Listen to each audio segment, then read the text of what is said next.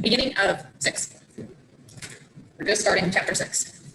I guess I should specify which 6. Chapter 6. Month 6, chapter 6. The thou shalt not kill. We think we're good on this one. It says things at the bottom of the title. Yeah, there's the typos. Yeah, okay.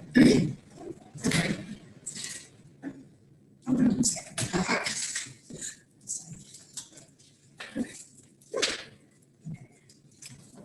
That's what the podcast says. I figure Misty's pretty busy with things, so. Well, you know, they just been maybe next day themselves. So. It's choice. Yep. Now, Leah, sister that I used to know all the time. She lives right from the distance. Okay. And her husband got people like that. So he's a bad news. It's going to be a problem. That's good. Okay. And Carolyn's brother is at St. Bernard's. I think he had been at, he'd been at Paragould, now he's at St. Bernard's. They had him on the ventilator. They are working down his oxygen levels, but he's still sedated and whatnot. So Is he a company? no. He went into the hospital for his hand, and he was having some cardiac issues. They thought like congestive heart failure, and he was having trouble breathing. And then I don't know. It's really I don't know all of what it is. And I don't know honestly. Carolyn knows all of what it is because she's struggling. She had been struggling to get the nurse to give her some good information. But if she's not on the list, She's not. I don't know if she is or not. But if she's not, that can be part of the list. If the son is the only one on the list, so it gets complicated. I think Karen's grandmother knew something, so I don't think her. So she may not be nice to me. I don't know. It's not a situation. Okay. Anything else we need on the prayer list? Do you have a list? Well, just some. Because I would do it. Let me find the correct list. I think there's not another problem here. He's having tracks. He's having 3 bypasses. What is that? Heart surgery. He's like, what is it, AR, clogged up, 3 of them all. Oh, And yeah. he's got some stents and they're all clear, but I can't do these with stents. It's got to have bypass. So that is the checks. Isn't that what you talked about? And then Dana Matthews is again hoping to get on a second. So I talked to her last night. And Mama came home today.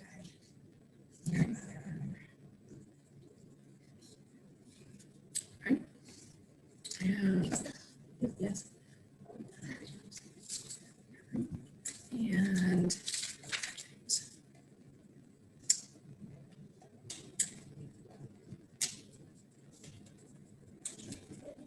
I'm trying. All right, I think that's got it all.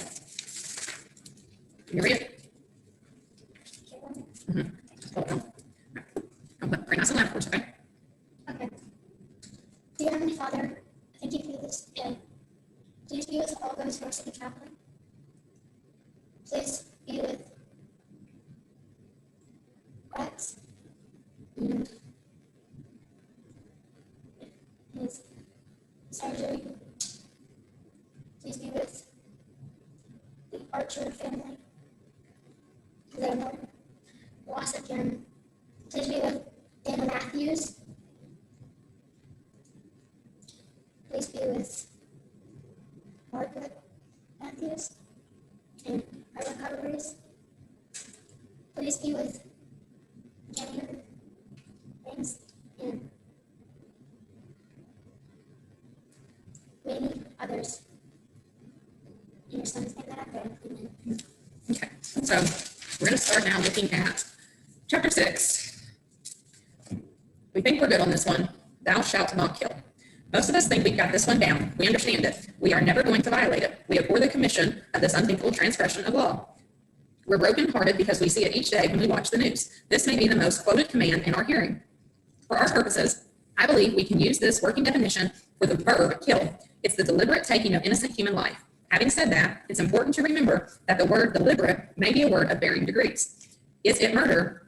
Is it murder? I don't know. If I really didn't mean to take that innocent human life, but I didn't really think it through beforehand. If I took actions or failed to take actions that I knew might possibly result in the death of a fellow human being. What if I am the drunk driver or the drugged mother or the absentee father who knows about the danger but simply is not stepping to the plate? What if I am the officer standing by while an innocent man is killed by a fellow officer? What if I am the protester watching while another protester takes things too far and an innocent officer is killed? Am I complicit if I know it's happening and I am not speaking up? Let's take a sober look at the commandment most of us believe is pretty far removed from our personal space of events. So, interesting thoughts that she enters in with. And I gotta tell you, there's a lot of things in our culture right now. The kids and I have been talking about, these kids who there was an incident a couple years back where this group of teens beat to death a mentally handicapped man and recorded it and posted it online. Unfortunately, that is not an isolated incident. More and more, we're having these types of incidents. So we were having this discussion: who's guilty? Like, are you guilty if you're watching somebody innocent be killed and you don't say anything, you don't do anything, you don't? And I think you're not innocent. We don't step up and do the right thing, we're not innocent. So let's take a look at this. What did Jesus say about murder in the Sermon on the Mount? Read Matthew 5, 1 through 22, and write his words about murder below. How does this statement of Christ confirm that the first commandment, the one about our heart's priority, instructs all others? So what did Jesus say? He who is angry is liable to judgment. Okay, if he's angry, he's liable to judgment. She had a really interesting podcast, Dig a Bit, on this and what it would mean where it's talking about being liable to judgment and liable before the council and using the words "you fool," liable to the hell of fire. And it was really fascinating how clearly God puts, it's more than just the action of harming an individual. It is more. So how does this statement confirm that the first commandment, the one about having no other gods before me, instructs all of the others? Well, Sharon, you have any thoughts on this? No, I just had verse 21 and 22. And those who kill and those who are angry with his brother without cause, and those who call their brother Raka, danger of counsel, or fool, shall be in danger of judgment. And those are the two scriptures out there. And I just said, if we were God, we're not going to want to participate in anything like that, because, that would be against what God expects of us. Okay. If our hearts were pure, we wouldn't murder. Okay. Like, if I, let's say, she talked about the drunk driver. Mhm. Well, if your heart was pure, you wouldn't drink. So, say I was drinking and I was drunk and I murdered somebody, it would be the first commandment does play a role, because if I was pure, I wouldn't have drink. Okay. I can't remember the verse, but Jesus says, body is your temple. Okay. So as we're looking at this, Jesus clearly shows us that we are condemned before we ever act. Our thoughts and our words condemn us. He who's over controls you. Yeah. So one of the phrases I learned growing up, having a temper issue, was "He that angers you controls you." And so, not to let people be in control of you. When we were in the college group, there was a really fascinating, or the college minister in the lesson gave this quote, and it says, "Watch your thoughts, they become your words. Watch your words, they become your actions. Watch your actions, they become your habits. Watch your habits, they become your destiny." And I think this is what this is getting at, is if we aren't pure, if we're not putting God first, if we're allowing all these other things to become an issue, then our thoughts, as we're dwelling on impure thoughts, as we're dwelling on our anger, as we're dwelling on our issues with our brothers, again, without cause, then I will end up acting on my thoughts, which became my words. And in doing that, then I definitely, it's so easy then to violate God's law. And it's easy for our thoughts to go to our words, to go to our actions. And if we are focused in on putting God first, it's really fascinating. We have the fruit of the Spirit, but also the Christian virtues, as they're labeled in Peter's list. And self-control is in both of those. Well, anger is just a lack of self-control. So we can be angry, but we can't see people's out of control what we do anyway. Correct. So if we are allowing ourselves to become so passionate in our anger that we lose control, that's when we have a problem. Okay. Any other thoughts on this one? One. All right, number 2. It's rare in our study that our research is not all exactly the same for the entire group. This time, though, I'd like you to go to the Apologetics Press website. In the search bar, type in God's destruction. Choose any one as a minimum of the first 6 articles that pop up there. Read carefully and make notes. Then imagine you are in a debate with an atheist who cannot reconcile the fact that God can be both righteous and demand execution of thousands. Make your list of arguments to present below. I'd love to hear some of this debate from the groups. Perhaps There is a digger in your group who might even volunteer to be the skeptic in your debate.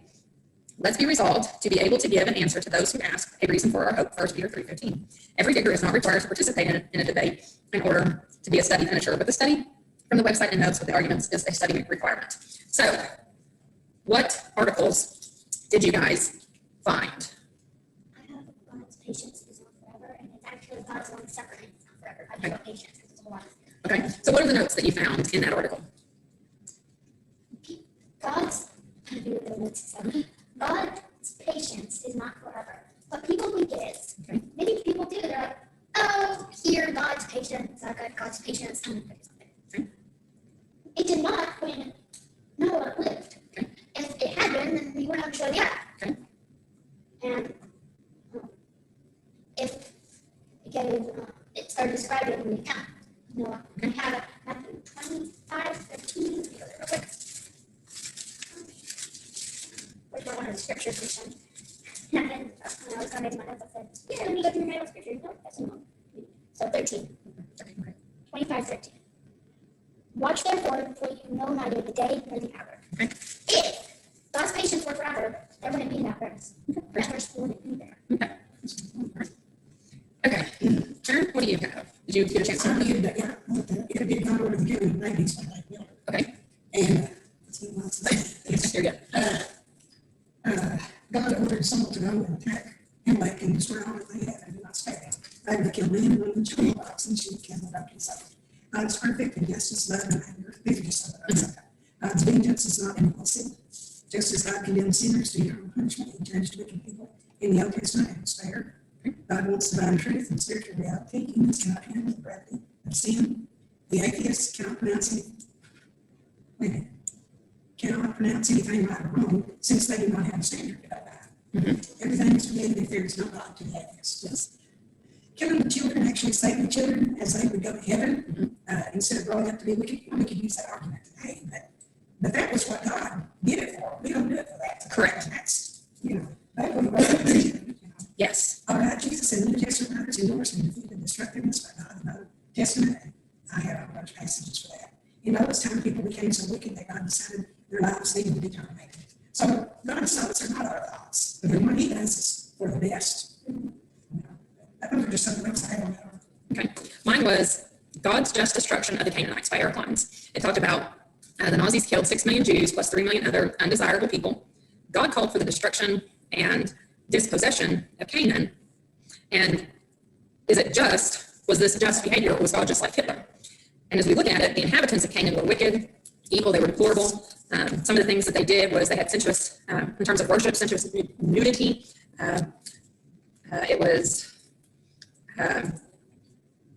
They had snake worship, they had child sacrifices. And if you've ever read about the child sacrifices to Molech, we're like, oh, I'm telling you, I can't even read it. But it's really terrible because when you read about what the worship of Molech was like, they were doing this in terms of fertility. They were trying to get him to increase their fertility. And so they would bring the children there and they would burn them alive essentially on the altar in the arms of the superheated statue of Molech. And then they would have this big, huge sexual orgy in front of us. They would all just have sex together as the children burned. And that was how they thought Molech was going to make them fertile. Well, you'd have more kids if you wouldn't kill them, but that's a whole other subject. So they were, I was hoping you would describe it. sorry. So these were terrible, horrible things. When we look at what Hitler was doing, these people were only undesirable in his eyes and his standards, not necessarily anybody else's. God waited 400 years before taking action. These people had time to change, to repent, to behave differently, and instead they just continued to get worse and worse. Because they're like, hey, we're not going to listen to you. We're not going to. Just like in the days of Noah, just and loathing requires punishment for wrong. You stop this. Parents, judicial system, school authorities, there has to be a punishment system for wrongdoing. In terms of the children, children are innocent. They will be able to enter paradise upon their death. The destruction of Canaan would have been swift, unlike being a child sacrifice. If they had lived, they would have been brought up to do evil. I have heard some people talk about, well, why weren't these Canaanite nation, why weren't these children adopted by the Israelites? And some of the things we have to consider is some of what they had already seen and experienced beforehand. How old these children, like at what point do you say, yes, because when you have lived, and it's possible people can change, But for God's purposes, again, his mind is so much greater than ours. He was trying to create a pure nation with pure religion to bring about the Messiah. And unfortunately, the Israelites run about the Messiah, but they really struggled with being pure to God. But these children would more than likely have created more stumbling for the Israelite nation, which would not have benefited the children. They would have, had a greater chance of still being in these negative circumstances. So We never really questioned God. That's what he does.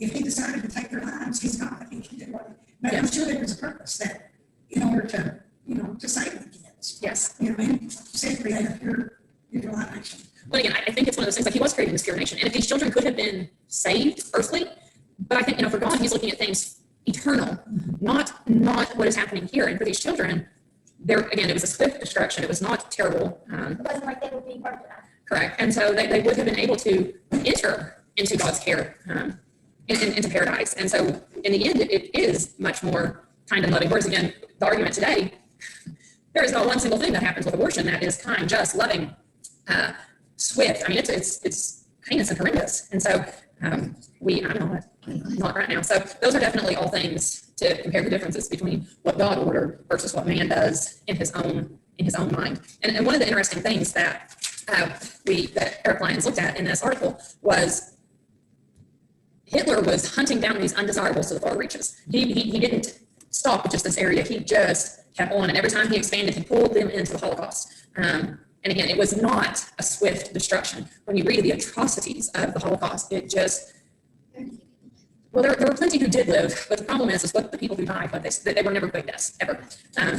And so, there's a huge difference in that. And another huge difference is the fact that God didn't tell them, when they fled out of the land that the Israelites were supposed to be taking for possession, God didn't say, hunt them down and wipe them out and don't leave any of these people. Once they left the area that he had told them to dispossess, if they escaped, they escaped. Now, if they were captured and caught, and then they were casualties of the dispossession. But if they got away, they were not to hunt them down. So that was the difference between God's just actions versus Hitler's. Okay.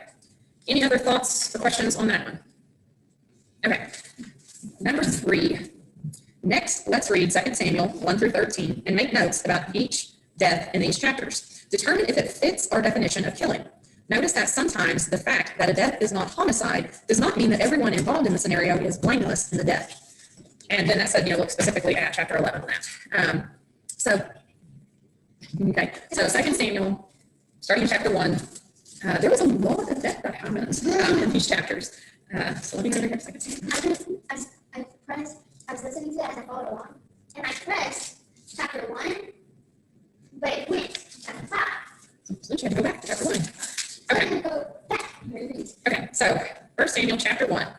I found 4 verses that listed death. What did you guys find? You know what? I think I wrote the verses. Well, I just wrote the big letters. Okay, so And my letter. okay, so what did you? Okay, And so Jonathan. Okay. Okay. Killed in battle. Yes. And then the Amalekite was killed by Philistine as punishment. okay, But that was in the rest of the battle too. I wish I had looked at this. I can't really remember.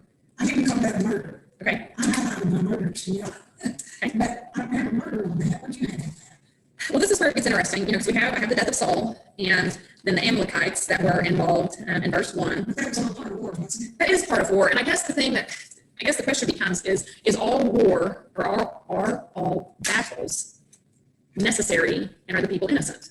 I don't know that. That would have to be, the reason they killed. Yes. And you have to almost be there to be one minute. Yes, and so that one I think gets tricky. I struggle to determine, on that. We have, and then of course in verse 4 we have, many Israelites, and then specifically again talked about Saul and Jonathan. Many Israelites. Yes, verse 4 said many people have fallen and are dead, and Saul and his son Jonathan are also dead. And so it would appear as we look on down with this incident in verse 10 of Saul, here, Read in chapter 1. yes, here it says that the Amalekite who was bringing this news killed Saul. And according to David's response, this was murder because Saul was the Lord's anointed. Yes. And so, Oh, that's the one that was killed by David's men. yes. So there, in verse 1, we have Amalekites who were killed. And then later we have this one specific Amalekite. And so that does not appear to be murder. That appears to be, if he has killed outside of battle, then this appears to be, and in David's actions would appear to be more murder. In my thoughts, I'm not saying that's right. That was just how I was looking at it. David had him killed because he killed Saul. Yes. And, it was all part of battle, but it was a punishment like a jail sentence. Yes. This did not seem, this Amalekite and killing Saul, because it was not directly necessarily battle related in these verses. I just call it punishment. I don't call the Amalekite's death murder, because according to what he had done, he had killed. And again, if you shed blood, then by man's blood, by man's hands, your blood will be shed. We deal with that. Stop. Okay, then we go over to chapter 2. Oh, and 12 of David's men and 12 of Benjamin's were killed in battle. yes, And then 360 of Benjamin, I said, I put Abner's name. yes. And then Asahel was killed by Abner. Yes. But none of that was really murder. It was more warlike stuff. Well, and I think I'm trying to remember how she addressed this in the podcast. As we dealt with these two groups of people coming together, it wasn't a battle that needed to be fought. And so because it wasn't a necessary battle, this seemed to be kind of like, it doesn't, like David didn't say, go do this, because David is anointed by God. And we have Ishbosheth and his men who they're refusing to acknowledge David's line, and they're trying to keep Saul's line. And so in doing this, we have this incident where we have these two groups belonging one to each side of this argument who decide they're going to get together and they're going to try to settle this. It seems like the generals decided to settle this, but it doesn't seem like David doesn't send them out to do this. God doesn't send them out to do this. And so because of that, these are men who were taking each other's lives for no reason. So in the process, it definitely, because it was unnecessary, there was no reason for this battle to have taken place. They appear to be more murder as opposed to regular battle deaths. For my verses, I have 216, 223, 230, and 230. As I'm thinking about this, I'm trying to remember when we have the whole David and Saul issue. I can't ever remember a date like Saul pursues David. Saul is after David, but I can't remember David ever engaging back in the conflict. Really, David works to get around the conflict, and David. It's like, you're trying to attack me. I'm just not letting you go. Yeah, now I could be wrong. There might be some incident I'm not remembering. But if that's the case, if that's how David had always been handling the situation, then when they went out to battle, this was not something that was given. David was not telling them to do this. So it was an unrighteous battle. Now, just my thoughts on that. I don't know. What are your thoughts on that, Sharon? I don't know. In verse 103, it says, now there was one more between the house of Saul and the house of David. And they were just fighting that. Of course, I don't really know. Say it looked like murder in a couple of those. It did. I don't know. I don't really more time. It's just hard. I think it can be hard when we're dealing with war to distinguish some of these things, which is why we have to be really careful in how we do things. If it's not a righteous war, then we need to be really careful with participating, I think. Now, they didn't murder. Yes. That was murder.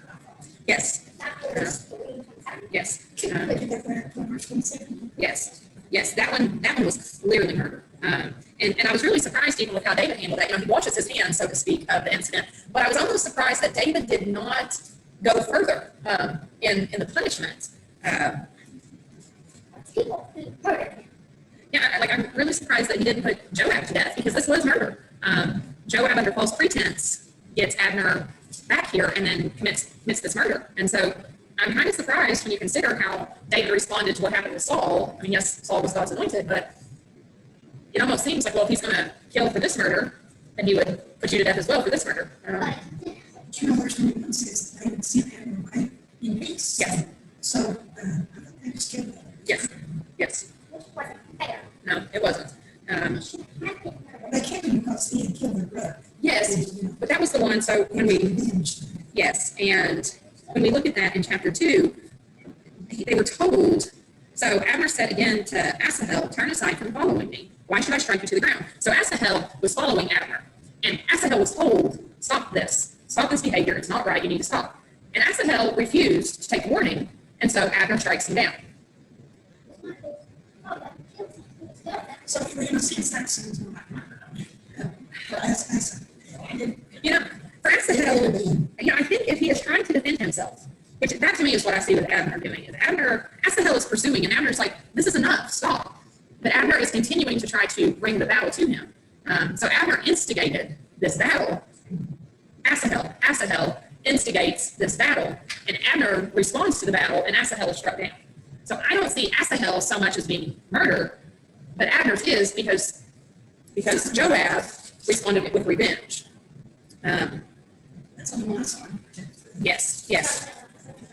And then we go to chapter 4. This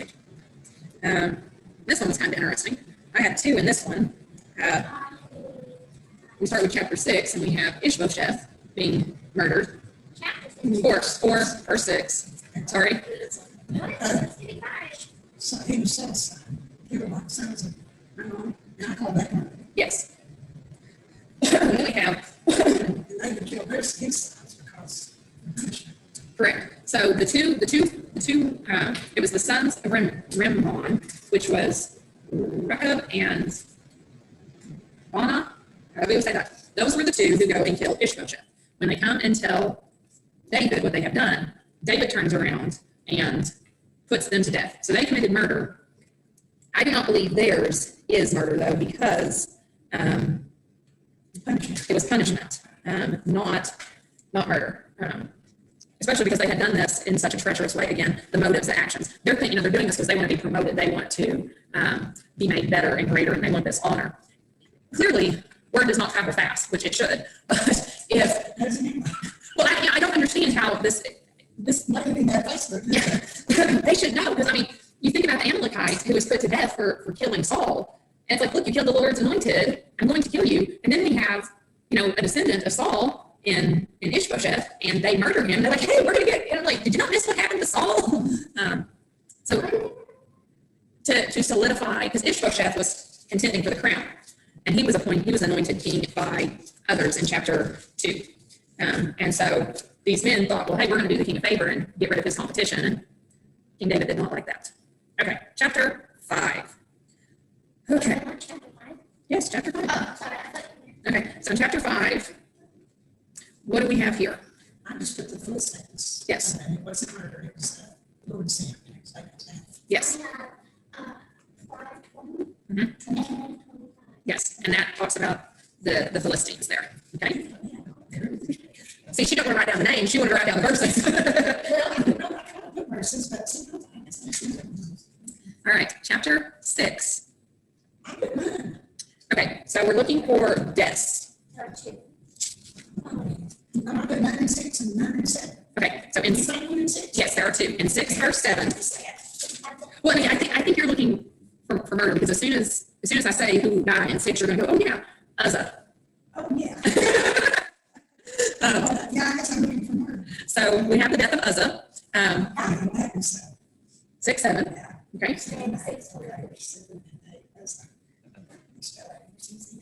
Yes. Now that was not murder. That was God.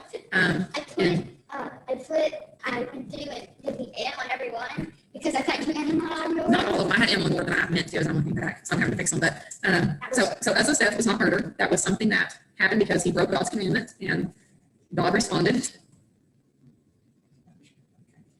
And then we have 27. 23. 26. 23. Yes. And now this talks about Michal, actually, the daughter of, yes, it says that she had no children to the day of her death. It mentioned her death, which is why we listed it, because it said, mention everybody who died. Yeah, okay. So that's why I included it. We have no information surrounding her death other than she didn't have any kids. So based on what we have, it was not murder, but we don't know anything else. I put in question mark. Okay. All right. And then chapter 7, I didn't find anybody dying in chapter 7. My God, skip 6, because I can remember, I read the Bible. Yes. I can't read that. That's been a while since I did this. Okay. Then chapter 8. I dead people in chapter 8. The Philistines Mhm. and Moab Yes, had 22,000 Syrians. yes. And Is it the Edomites? 8,000 Syrians, but they're not killing them. Yes, yes. And then there's the 18,000 Edomites. Did you get them? No, I just got the Philistines. Okay, in 8:13, there's 18,000 Edomites that David struck down. Okay, And I believe for the Philistines, 18,000. Is that true? 81. Yeah, 8:1 talked about the Philistines, and then 8:2 was she was just giving you the verses. Oh, okay, first one. And then 2 was the Moabites, and 5 was the Syrians. So there was a lot of people dying in battles here. 2,000. Well, where did I get 22,000? Verse 5. Oh, so there's even more than. Okay, that was verse 5. And verse 13, Mhm. 18,000 Syrians. Well, 18,000 is Edomites. Oh, yours might I have. said Syrians. Okay, so the ESV, This is the King James, New King James. yeah, and I don't know. That's the Evans Lost Bible. Oh, good. I'm glad you guys found that. That actually was really concerning me because I hate the fact that anybody's. And they're blinding anybody couldn't steal it. I couldn't carry the extra anything. Yes. But, and I thought it has to be in this house. And we've been in an office and boxes of them. Seen that. Okay. All right. So if you look online on the New King James and Blue Letter Bible, where in verse 13, where it says 18,000 Syrians in the Salt Valley, there's a footnote, and it says the Septuagint, the Syriac, and some of the Hebrew manuscripts read Edomites there, and it says to compare with 1 Chronicles 18:12. Yeah, that's exactly. Okay. What did you say on verse 5? Does it say Syrians there? 5 says Syrians. Mhm. Okay, both of them say Syrians. So I think when you look at some of the translation comparisons in between, so the King James and New King James base their translations off of 2 manuscripts, whereas the ESV, the ASV, the NASB, I believe they all have some other manuscripts that they include. And part of the reason they include them is because in the dating process, they are a little bit older, so they're looking at closer to the time of the original writings, as they say it. And there's the possibility of that. So it's one of those things, it doesn't matter necessarily. No, it has no pertinence to salvation if they were Edomites or Syrians. Historically, it's very interesting to know this stuff because, again, it validates when the Bible matches up with what we find historically. But again, so So it just, he also put garrisons in Edom. That was right after 13. yeah, Throughout all Edom and all the Edomites became David's servants. so it usually interchangeable. yeah, so it's nothing that's that big of a deal, just possible differences. The question is also, were they Syrians who were in Edom, or were they actually Edomites? Does it matter? Nope. Okay, verse 9. I didn't find any in 9. Chapter 9. Okay, I was looking, I'm like, oh, please say there's another map. okay, chapter 10. Is the first one. 700 chariots of Syrians Mhm.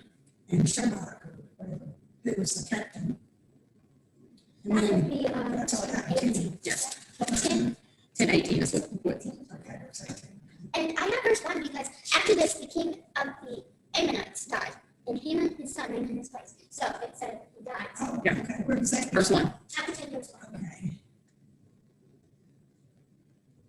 He just died. He just died, yes. But that's what led into some of the issues caused in chapter 10. Because David sent the counselor, the people, comforters, consolers, and that they convinced this new king that David he wasn't really trying to send any comforters or honor, and so then there was a battle that ensued because, well, The Lord's good. okay. All right. Chapter 11. Who all died in chapter 11? I only have one verse. I think David's people in Uriah. Yes. Is that verse 7? That's 17. 11:1 talks about, and they ravaged the Ammonites and besieged Rabbah. So Was there any more? it doesn't say that they killed anybody, but I'm thinking if they ravaged them, their people probably died there. I just don't know. I was He said they destroyed the people of Ammon. Okay, so that, and yours will read differently. So let me look and see how this one. Says that they destroyed the people of Ammon and besieged Rabbah. Okay, and see for us it says they ravaged the people of Ammon. So destroyed, ravaged. I'm going. It's all pretty much the same thing to me. Their people died. That's, you know, In the spring of the year, the time when the kings go out to battle, David sent Joab and his servants with him and all Israel. They ravaged the Ammonites and besieged Rabbah, but David had remained in Jerusalem. And so from what I'm seeing here, the word for ravaged that the ESV uses And then for King James, it means to destroy, corrupt, go to ruin, decay, destroy, ruin. So So if they destroyed the people, you're saying people, Ammonites, they ravaged the Ammonites. okay, And so there were Ammonites who died. and that's why it says they destroyed the people.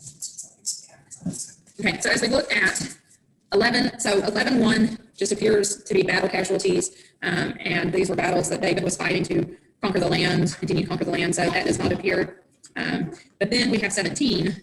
And so as we look at verse 17, and we have the soldiers of David there who die, and as well as Uriah, clearly Uriah is murdered.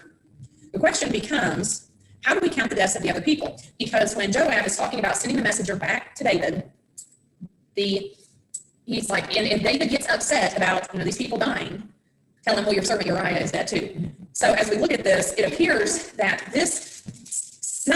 at least some of these battle casualties would not have happened had the order not been to kill Uriah. There would have been a much better strategic battle plan in place that would have prevented loss of life. So as I'm looking at it, I would count some, if not all, of the deaths, because we don't know all the details of these deaths. I would count at least some of these deaths to also be counted as murder, because they shouldn't have happened in normal battle.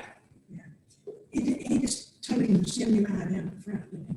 Well, he said to put him in a place up front and then withdraw. To make sure to kick him. Yes, So even though David didn't, even though he didn't actually kill him, he arranged the murder. he did. And Nathan probably told him. Yes, we definitely see that. I'm trying to find the verse. But I also, Yes, So- verse 14 and 15. And in the morning, David wrote a letter to Philip and sent it by Uriah, by the hand of Uriah. In the letter, he wrote, set Uriah in the foremost. the forefront of the hardest fighting. Yes. And then draw back from him that he may be struck down and die. So that is murder. He said, hey, kill this guy, kill him, just kill him. I don't want him anymore. I messed with his wife. And Well, we don't see all of that. Oh, I'm sure David felt bad about doing it, but he was still doing it anyway. Well, and I think, again, as we start dealing with some of these things about, again, that keeping a pure heart and a pure mind focused on God, it doesn't take much for one sin to lead to another sin to lead to another sin. As we deal with this, it does. I don't remember if it's before or after where we're at there I now. think it's the next one. Okay. chapter 4. Okay, so as we deal with this, Uriah was murdered by David. David might not have been the one who physically did the killing, but the death of Uriah is on David's hands, as well as some, if not all, of the soldiers who died in that battle. Because again, Exactly. that battle plan was purely designed to get Uriah killed, and unfortunately, that's what we would call the casualties of war. It was the casualties of his murder, which in my mind makes them murder victims. Okay, any other thoughts on chapter 11? Okay, so let's look at chapter 12. Who dies in chapter 12? 12 and 18. That's, Yes. Which makes all their enemies. where's is that? 18. I have 19. Why did Oh, well, it talks about 18 and 19. Yes, 18, On the 19. seventh day, the child died, and the servants were afraid Yes, to tell him that the child you're right. was dead. For they said, oh, well, the child was yet alive. We spoke to him, and he did not listen to us. How can we say the child is dead? We may do this. Yes, okay. So we have the death of David's son. So the question becomes, is this one murder? Now, clearly, nobody lays their hand on the child. God says the child will die. God doesn't murder him. The question is, would this child have died had David's actions not been what they were? No, but I don't think it was, I mean, the Lord caused him to die. He did. I didn't have murder because it wasn't It murder. was punishment. It was punishment, yes. So it was punishment to David. But again, it's the death of an innocent life. And so because the God death, doesn't do murder. God doesn't do murder, Lyra, but let's look at the working definition that she proposes. It's the deliberate taking of an innocent life. So did a human deliberately take the life of this innocent child? No. Does God murder? No. So did David murder this child? No. Is David responsible for his death? I would say yes. Yes. You did it. Well, good for you. All right, chapter 13. Anybody die in 13? Yes. What person did that? 13:29. So Amnon died in chapter 13. And Amnon dies because of what? Let me figure it I out. don't remember. Yes. Okay, so Amnon, So the servants of Absalom did to Amnon as Absalom had commanded. Then all the king's sons rose, and each mounted his mule and fled. okay, so Amnon is murdered by Absalom because Amnon rapes Absalom's sister Tamar. Now, the thing that we look at as we go further, let's put some more deaths on David's head. Had David actually dealt with the proper punishment of Amnon at the time of his actions with Tamar and followed the rules that were, because there were rules that were set forth. What, weren't they supposed to die? Like, who's supposed to die? Well, She said she cried for help. if it's, okay, so if we're looking at an incestuous relationship, the punishment for that was death.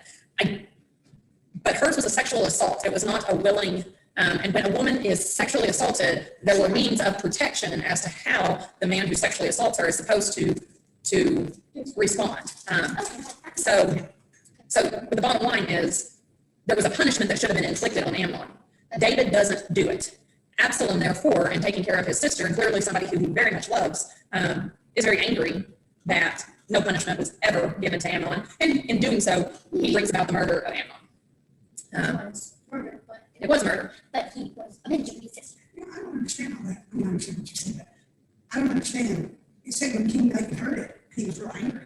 So Correct. yet they were not going to do anything about it. Correct, and that's one of the things that we see over and over with David. We can see it in Absalom in this incident, and then in Absalom's rebellion and take over the kingdom briefly. David doesn't discipline his children. Nope. He pretty much allows them to behave in whatever manner so that he might be angry about it, but he doesn't punish them according to God's commandments. But we're not told that. You know, Correct. We don't know that. Correct. There is. I mean, even killing, he may punish him some way, but Well, and I think if he, and the reason I think that there isn't any punishment is because if he had punished him appropriately, according to the rules that God had set forth, I think Absalom is less likely to respond in that manner. I think Absalom's response is clearly one of vengeance, and he plots it out for, what is it, 2 years or something like that? Is it? Yeah, 2 full years. He does this. So Absalom takes the time to plot this out as revenge for what has happened to Tamar. He says, If this had been punished, then there wouldn't be any reason necessarily to revenge Tamar, because the punishment, the discipline that God already had in place for this would have been the punishment, and there wouldn't have been any reason for Absalom. Again, and it depends on what I have to go back and look, and I didn't, because you're right, incest has the death penalty assigned to it. But when we're dealing with a woman who's been sexually assaulted, one of the things that had to happen was when the man sexually assaulted her, because, well, especially if it was a virgin, then I know what had to happen is he had to take her for his wife, because she now can't have the virgin bride price. She cannot be this pure virgin. She cannot get a husband the way she normally would, and she's disgraced. And so because she is disgraced, the man has to take her for his wife to deal with her being disgraced and not being able to get a husband appropriately.